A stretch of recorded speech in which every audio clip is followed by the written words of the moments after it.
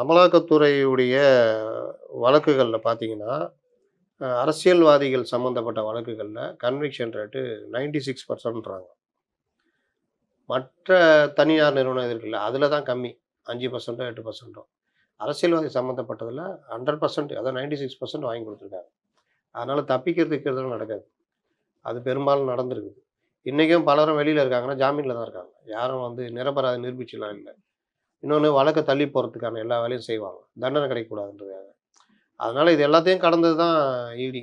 இந்த பிஎம்எல் ஆக்ட்லாம் வந்து சாதாரண சட்டம் இல்லங்க. அதெல்லாம் வந்து நீங்க இப்போ சமீபத்தில இந்தியா பாகிஸ்தான் வார் நடந்தது. அந்த வார்ல பார்த்தீங்கன்னா, அதோட சம்மந்தப்பட்டது தான் இந்த பிஎம்எல் ஆக்ட்லாம்.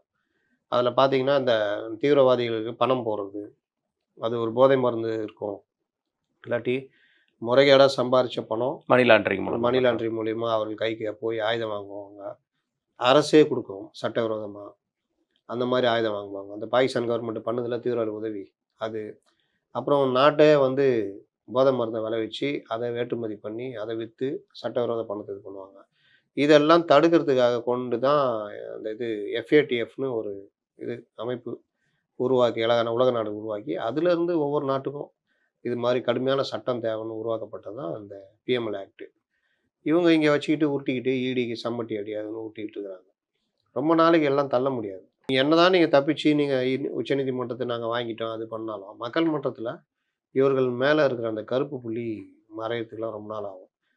கூட்டணி இது பலத்த வச்சுக்கிட்டு தான் ஜெயிச்சுட்டு இருக்காங்க. விரும்பி யாரும் இவர்களுக்கு வாக்களிக்கவில்லை. இப்பவும் வந்து நீங்க கூட்டணி எதிர் கூட்டணி பலமா அமைஞ்சதுன்னா, இவர்கள் வீழ்த்தப்படுவார்கள்.